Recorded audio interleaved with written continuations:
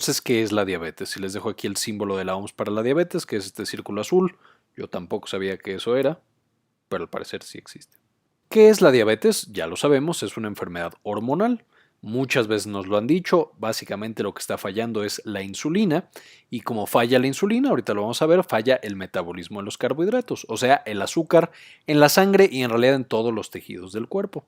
Entonces, estas moléculas que tenemos aquí, este es el azúcar, ya vimos en la clase de alimentación y saciedad, hambre y obesidad, que les dejo un enlace en la parte de arriba. Ahí mencionamos que el azúcar pues es esencial para todas nuestras células y todos nuestros procesos funcionales, entonces siempre lo necesitamos. El problema es que la insulina, ahorita lo mencionamos más a detalle, pero es un regulador muy importante. Cuando falla, esta azúcar o esta glucosa que tenemos en el cuerpo aumenta de manera muy importante y sin ningún control. ¿Qué tan grande es el problema? Bueno, ya que le toca un día internacional y la OMS lo reconoce, es porque más o menos 422 millones de personas la padecen. Es ya prácticamente una de las principales causas de muerte en el mundo. Por ejemplo, en el 2012 causó 1.5 millones de muertes directas y la hiperglucemia causó otras 2.2 millones de manera indirecta. ¿Qué son estas indirectas? Desde infartos al corazón, infartos al cerebro y algunas otras patologías.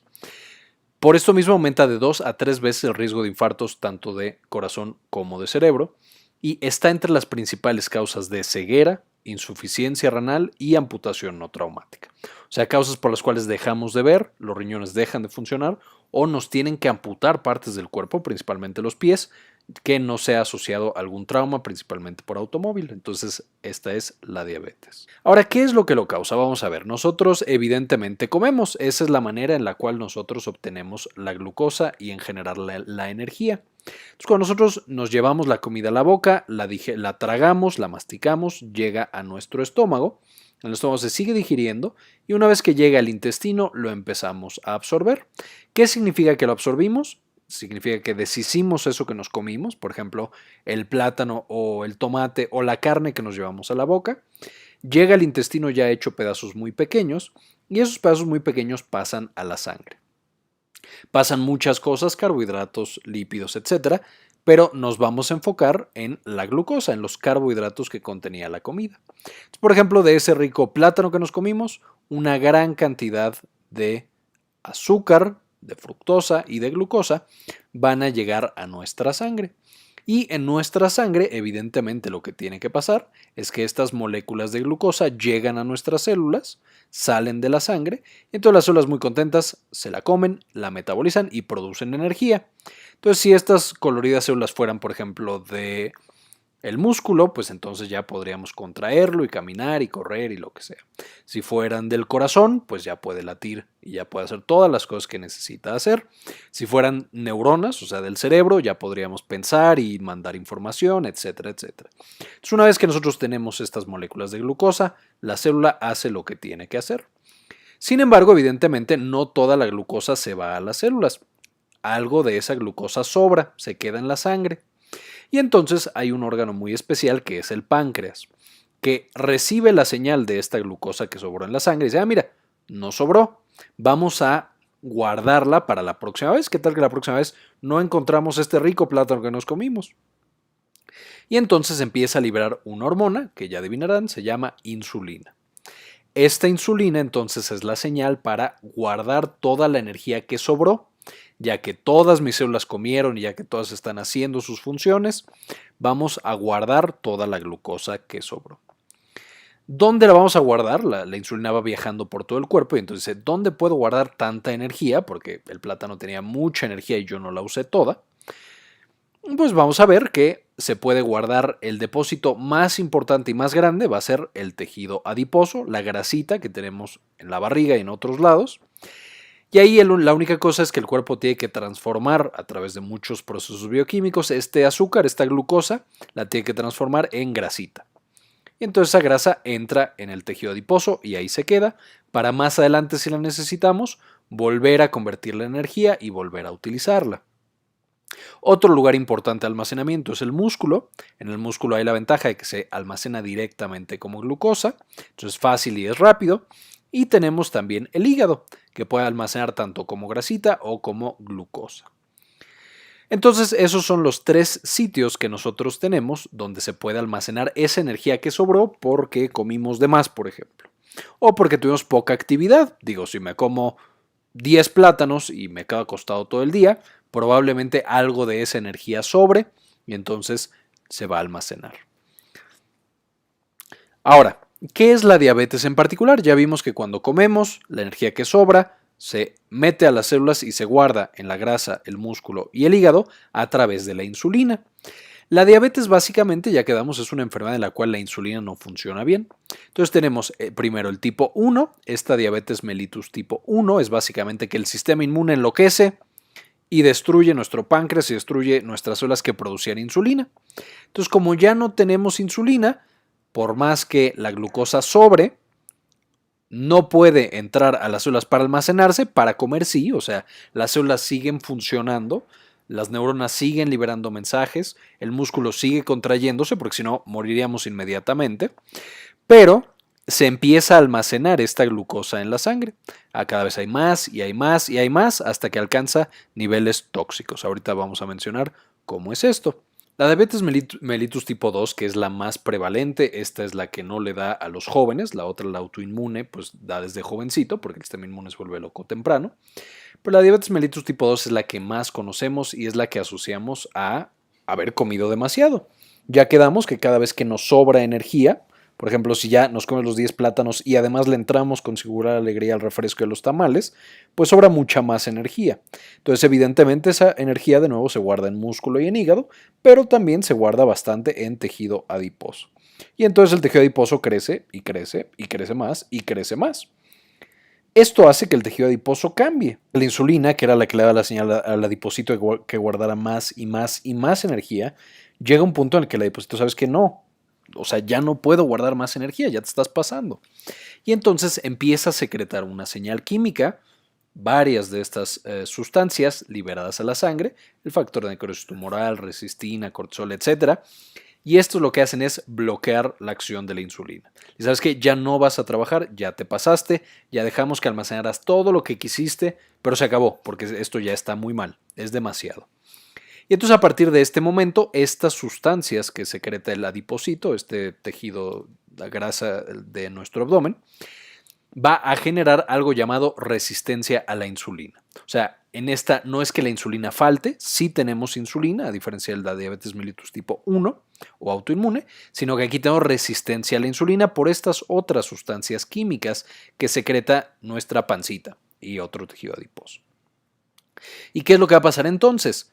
De nuevo, comemos, esta comida se convierte en glucosa y pasa a la sangre.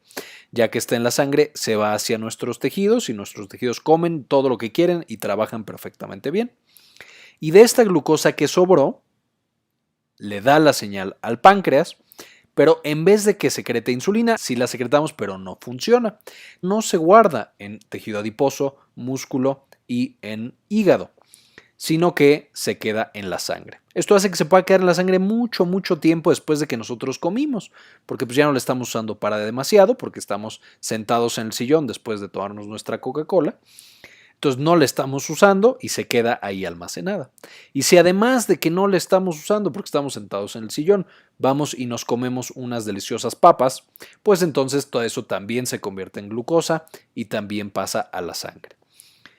Y de nuevo, como esto no se elimina, la próxima vez que comamos, a lo mejor ya comemos algo relativamente sano, arroz, unas tortillas, fruta, incluso verduras, esa que también se convierte en glucosa, también llega a la sangre y también se acumula.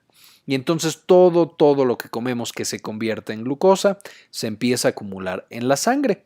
Y de nuevo, en la sangre no puede estar toda la glucosa porque puede alcanzar niveles tóxicos. Ahorita vamos a ver cómo.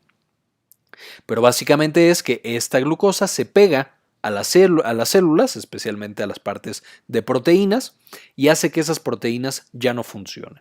Entonces, todo lo que tenga proteínas en nuestro cuerpo va a dejar de funcionar si la glucosa está suficientemente alta en nuestra sangre. ¿Cuáles son las principales cosas que esta pequeña molécula de glucosa puede dañar cuando está en exceso? Primero, los vasos sanguíneos pequeñitos, los muy, muy pequeñitos. Estos vasos sanguíneos pequeñitos son los que ya se encargan de llegar al tejido y darle todo lo que necesite, todos los nutrientes, todo el oxígeno, absolutamente todo.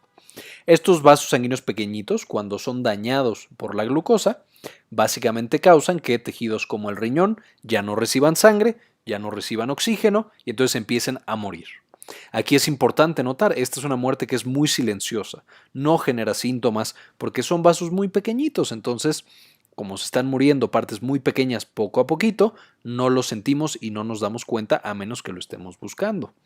Otra parte que se afecta mucho es el sistema inmunológico, que trabaja por completo y en todos lados con proteínas. Entonces, el sistema inmunológico ya sabemos que se encarga de tanto controlar infecciones como reparar los tejidos dañados. Entonces, cuando lo afectamos, vamos a tener una gran propensión a infecciones. Cualquier gripita o cualquier infección leve hace que sea más fuerte en nosotros y hace que se pueda complicar muy fácil, desde las neumonías que ya hemos mencionado hasta cualquier otra infección. Y va a ser importante también cuando lleguemos a el pie diabético, que lo voy a mencionar al final.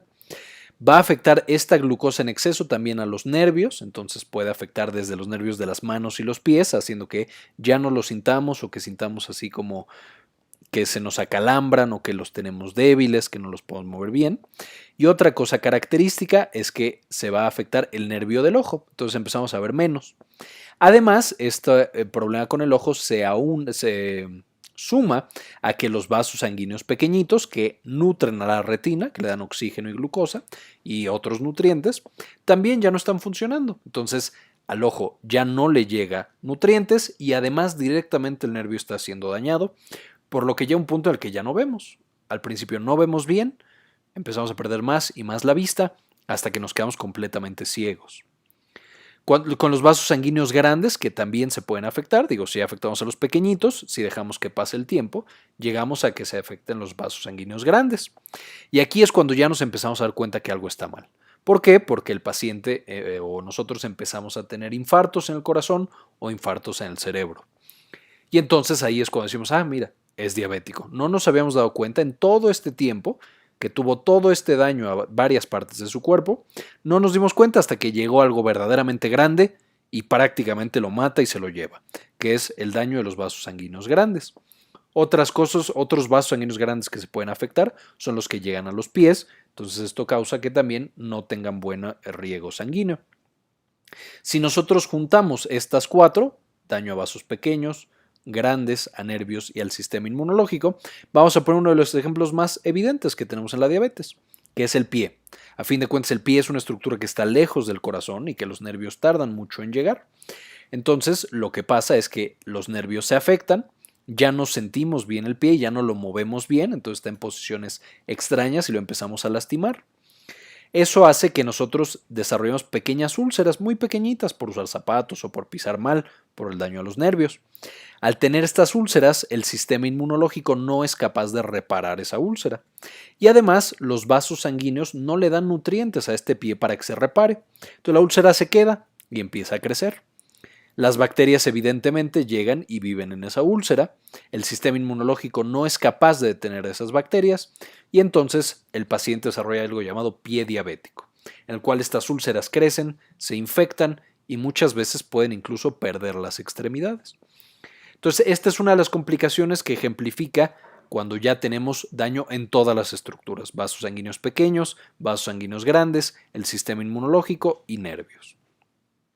Y lo importante es que siempre las primeras fases van a ser asintomáticas. O sea, al principio no tenemos ningún síntoma, ni dolor de cabeza, ni sueño, ni fatiga, nada. ¿Por qué? Porque nuestras células sí pueden comer la glucosa, sí pueden utilizarla. Entonces son completamente normales y no nos damos cuenta hasta que es muy tarde que esta glucosa estaba demasiado alta, ya destruyendo nuestras proteínas y por lo tanto los vasos sanguíneos pequeños, grandes, los nervios y el sistema inmunológico. Ahora, si no nos atendemos, si no nos revisamos, ¿qué es lo primero que vamos a sentir con la diabetes? Las 4 principales características es poliuria, o sea, voy mucho al baño, porque toda esta azúcar o toda esta glucosa que tengo en la sangre sale ya por el riñón y jala mucha agua, entonces orino cada 2 minutos. Tengo polifagia, muchísima hambre, porque como tengo tanta glucosa que no puede ser usada por mis células, para ser almacenada. Entonces, al no haber almacenes, el cuerpo dice, oye, no estoy almacenando nada, me está faltando comida, come más. Y entonces el paciente come más, trata de almacenar más, menos funciona su insulina y más se complica. Polidipsia le da muchísima sed a la persona porque al haber tanta glucosa que se está yendo por orina, pues está deshidratada la persona. Y por último tenemos pérdida de peso. Esto de nuevo es porque estamos empezando a secretar todas estas hormonas que secreta el tejido adiposo, ya mencionamos factor de necrosis tumoral, cortisol y las demás, empiezan a ya dañar a nuestro músculo, a nuestro resto del tejido y empezamos a perder mucho peso, muy muy rápido. Esta pérdida de peso no es saludable y no debe de mantenerse. Esto significa que ya el paciente está muy descontrolado. ¿Qué otras cosas podemos presentar? Ya quedamos en la polidipsia y la polifagia, pero también como letargo y estupor.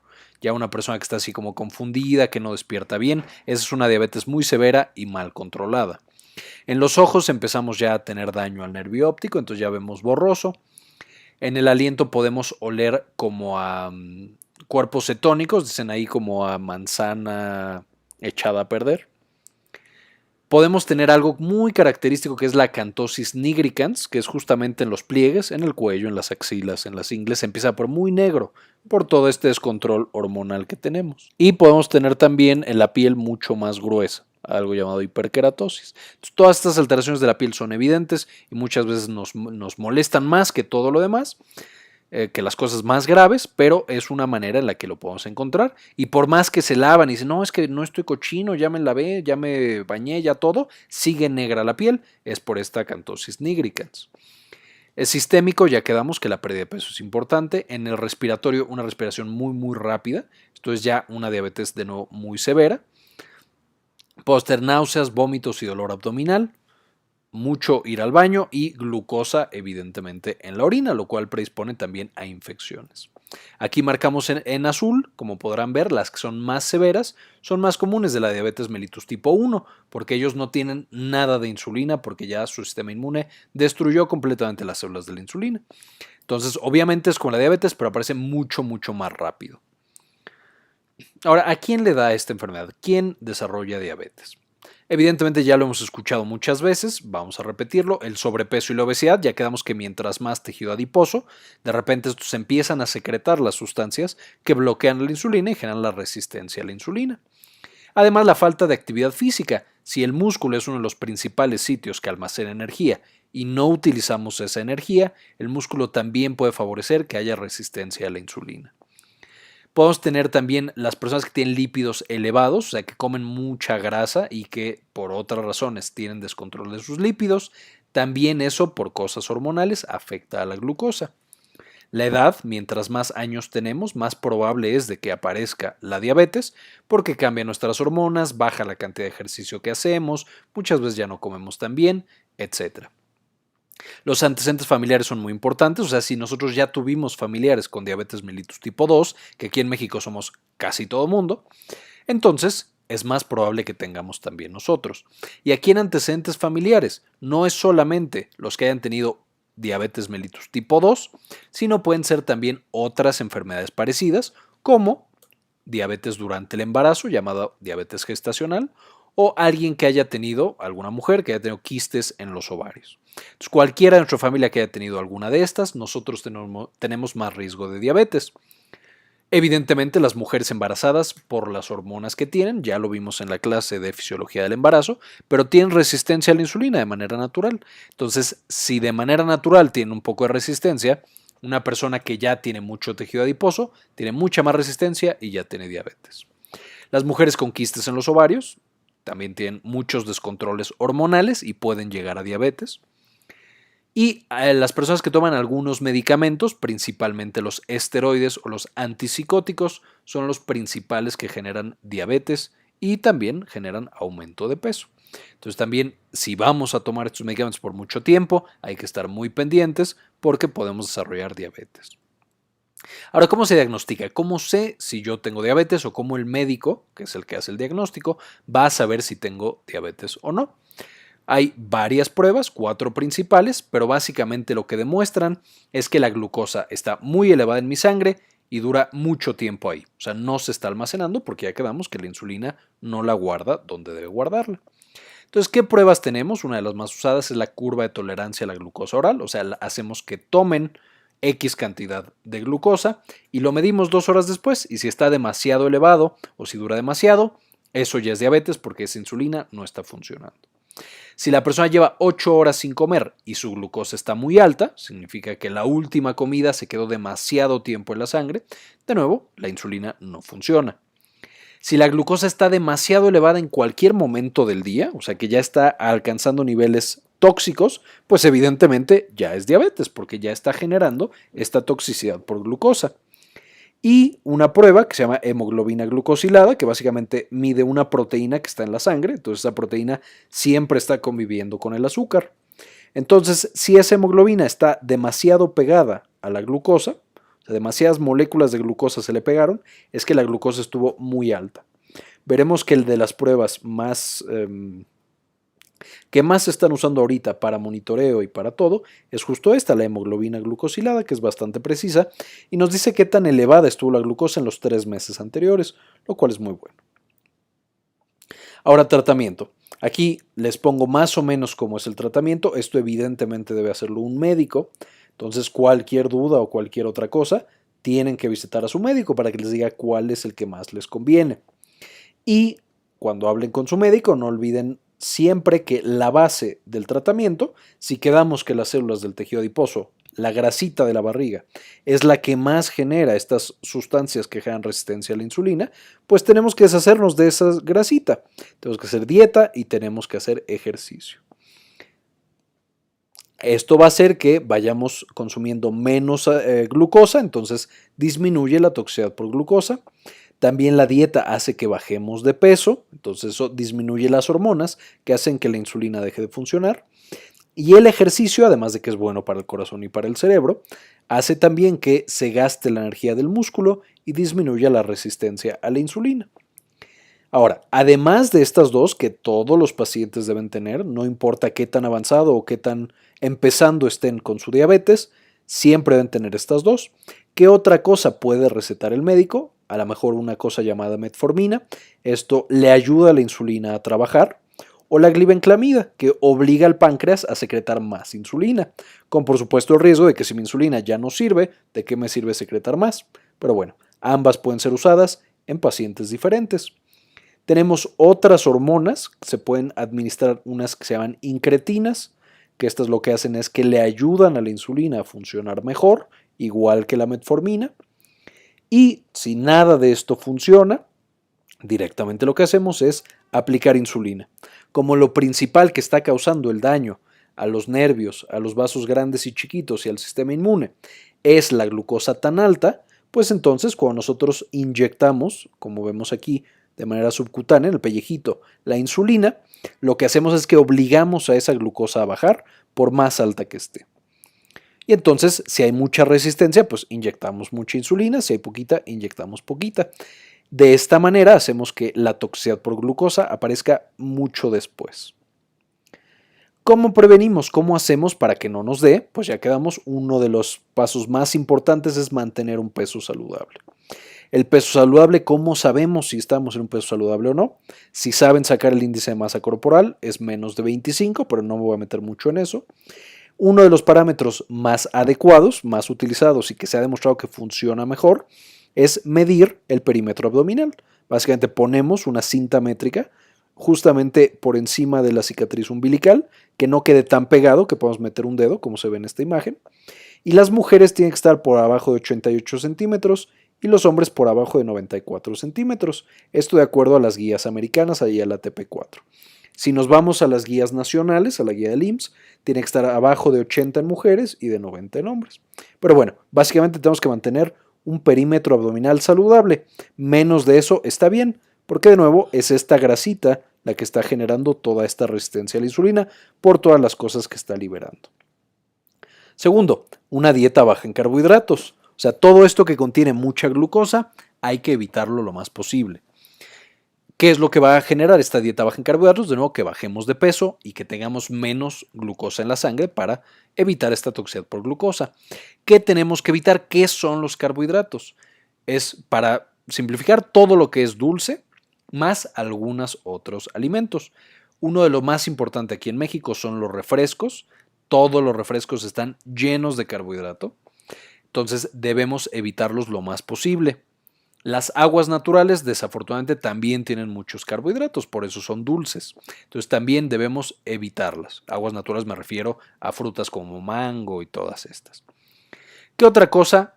Todas las frutas tienen carbohidratos. No estoy diciendo que no hay que comer frutas, sí hay que comer frutas, pero no tanto, con moderación. La miel está llena de carbohidratos, hay que evitarla.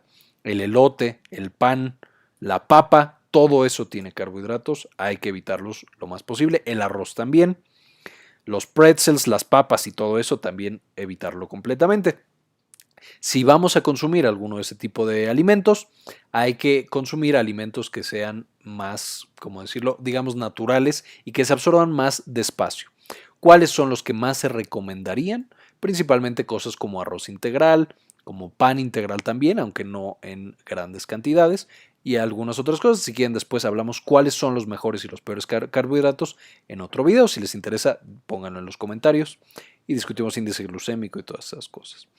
Las tortillas tan populares aquí en México también son carbohidratos, hay que evitarlas.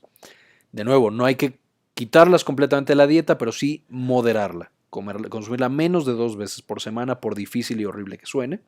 Y también los postres, todo lo que sea dulce, todo lo que tiene azúcar, esos son puros carbohidratos. Los cafés de Starbucks o de alguna otra cafetería que le echan caramelo sobre crema sobre azúcar, eso también hay que evitarlo. Y todos estos lo que hacen al nosotros evitarlo, ya quedamos que traerá consecuencias positivas. El ejercicio también es una piedra angular del tratamiento de la prevención de la diabetes. Básicamente, ¿qué significa hacer ejercicio? Más de 150 minutos por semana es lo que se ha demostrado que sirve más. ¿Y qué significa ejercicio? O sea, ¿hasta qué punto debo llegar? Debo hacer que mi corazón lata a más de 100 latidos por minuto, o sea, que ya esté acelerado. ¿Por qué? Porque ahí ya sé que mi corazón está trabajando y mis músculos también están trabajando bastante. Eso es el ejercicio. Más de 150 minutos por semana, más de 100 latidos por minuto cada sesión de ejercicio. No todos llegan hasta aquí, este es el ideal y de hecho, o sea, esto no es el límite alto, puede haber sesiones mucho más extremas, pero este es un buen sitio para empezar. ¿Qué otras cosas tenemos que hacer? Si ya quedamos que la diabetes puede aumentar el riesgo de otras enfermedades, especialmente de infartos al cerebro y al corazón, al mismo tiempo que estamos tratando de evitar que nos dé diabetes, pues podemos disminuir el riesgo de nuestro corazón y nuestro cerebro. ¿Cómo? Me puedo medir los lípidos, específicamente el colesterol, tanto el bueno como el malo, medirme la presión arterial para que esté en el rango adecuado, ahorita vamos a ver cuál es. Tomarme la glucosa de vez en cuando, especialmente si tengo factores de riesgo y estoy gordito. Y no fumar, que esto va a ser la recomendación casi en todas las clases que hemos visto. No fumar es de lo más importante que podemos hacer para cuidar nuestra salud. Ahora, ¿qué pasa si ya soy diabético? Ok, ya me diagnosticaron, hoy llego y el doctor me dice, ¿sabe qué? Usted es diabético. Como ya vimos, la glucosa se elevó años antes de que fuera detectada. O sea, ya llevamos muchos años de toxicidad por glucosa. Entonces, ¿cómo sé qué tanto daño me ha hecho esa glucosa alta? Lo que tengo que hacer en ese momento y a partir de ese momento, el resto de mi vida, necesito tomarme la hemoglobina glucosilada. Esto nos va a decir qué tanta glucosa se pegó a nuestra hemoglobina, que es una proteína que tenemos en la sangre. Y entonces, si la tuvimos muy elevada los 3 meses anteriores, va a salir más de 6.5. ¿Qué otra cosa tenemos que hacer? Acudir al oftalmólogo una vez al año, nos va a revisar el ojo y va a checar cómo está nuestro nervio del ojo para que sí estemos viendo bien. Tenemos que hacernos una prueba de orina, si ya el riñón está siendo afectado, si ya le está faltando oxígeno, a lo mejor otra cosa ya les está siendo dañado. Vamos a tener albúmina en la orina, muy poquita, pero ahí va a estar la albúmina, lo cual no es normal en un riñón sano. Vamos a necesitar una revisión de los pies por un médico cada 6 meses, que básicamente va a checar cómo está todo el pie, si sentimos el talón, la punta, los dedos, etcétera, si tenemos buena circulación sanguínea, etcétera. Y nos va a decir, ¿sabes qué? Si estás sano de tus pies, o sabes que no, tienes que empezar a usar zapatos diferentes, o tienes que bañarte o lavar los pies ya solo con agua tibia, etcétera.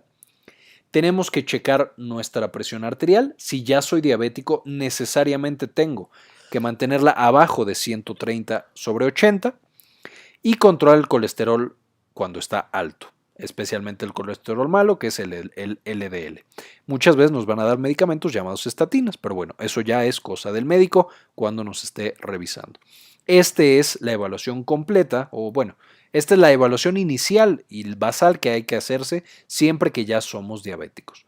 Todas estas pruebas, por lo menos una vez al año, y hay algunas que son más de una vez al año, por ejemplo la hemoglobina glucosilada, la presión arterial, etc.